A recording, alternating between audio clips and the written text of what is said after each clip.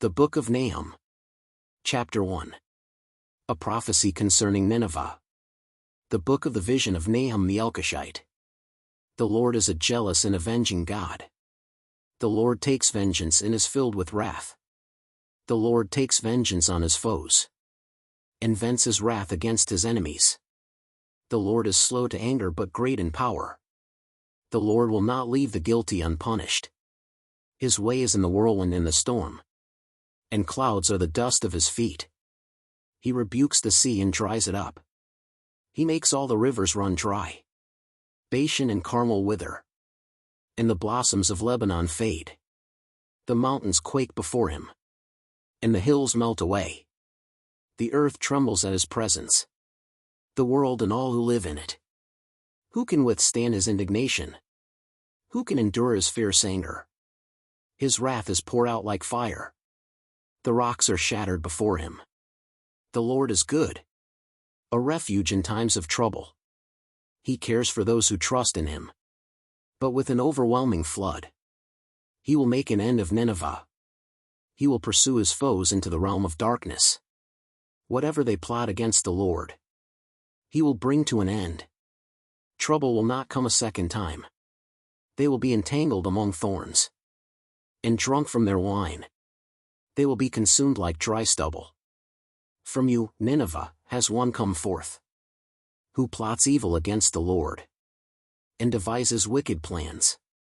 This is what the Lord says. Although they have allies and are numerous, they will be destroyed and pass away.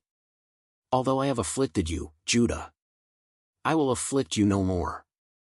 Now I will break their yoke from your neck, and tear your shackles away. The Lord has given a command concerning you, Nineveh.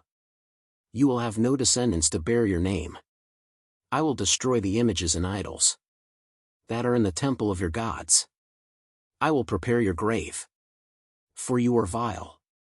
Look, there on the mountains, the feet of one who brings good news, who proclaims peace.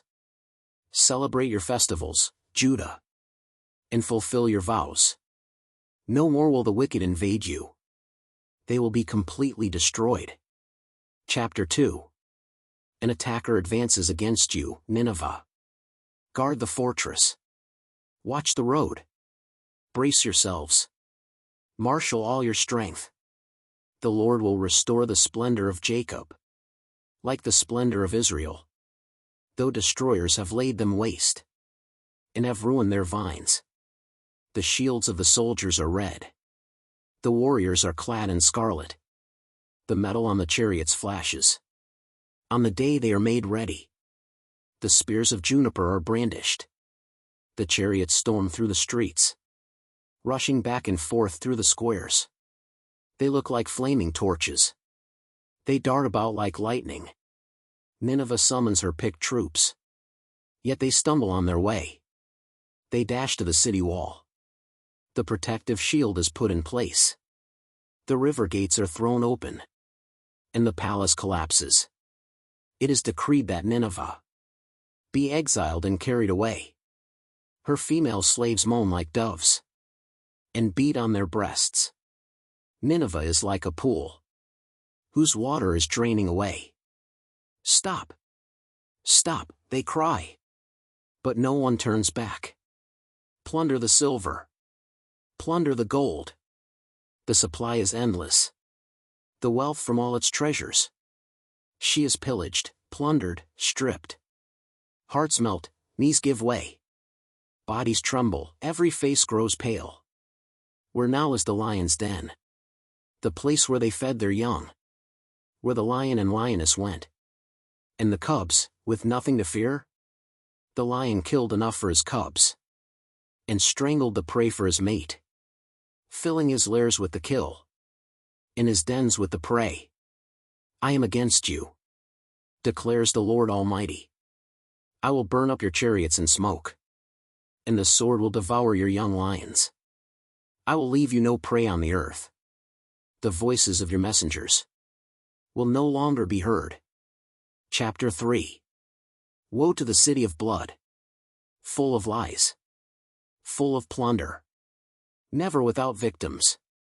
The crack of whips, the clatter of wheels, galloping horses, and jolting chariots, charging cavalry, flashing swords, and glittering spears.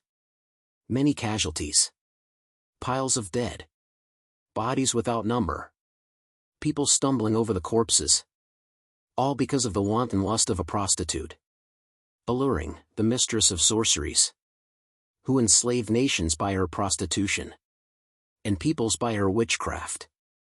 I am against you, declares the Lord Almighty. I will lift your skirts over your face. I will show the nations your nakedness, and the kingdoms your shame. I will pelt you with filth. I will treat you with contempt, and make you a spectacle. All who see you will flee from you and say, Nineveh is in ruins, who will mourn for her? Where can I find anyone to comfort you? Are you better than Thebes, situated on the Nile, with water around her? The river was her defense, the waters her wall. Cush and Egypt were her boundless strength. Put and Libya were among her allies. Yet she was taken captive, and went into exile. Her infants were dashed to pieces. At every street corner, lots were cast for her nobles, and all her great men were put in chains. You too will become drunk. You will go into hiding, and seek refuge from the enemy. All your fortresses are like fig trees, with their first ripe fruit. When they are shaken, the figs fall into the mouth of the eater. Look at your troops. They are all weaklings. The gates of your land are wide open to your enemies. Fire has consumed the bars of your gates. Draw water for the siege. Strengthen your defenses. Work the clay. Tread the mortar. Repair the brickwork. There the fire will consume you. The sword will cut you down. They will devour you like a swarm of locusts. Multiply like grasshoppers. Multiply like locusts. You have increased the number of your merchants, till they are more numerous than the stars in the sky. But like locusts they strip the land, and then fly away. Your guards are like locusts. Your officials like swarms of locusts, that settle on the walls on a cold day. But when the sun appears they fly away, and no one knows where. King of Assyria, your shepherds slumber. Your nobles lie down to rest. Your people are scattered on the mountains, with no one to gather them. Nothing can heal you. Your wound is fatal. All who hear the news about you clap their hands at your fall. For who has not felt your endless cruelty?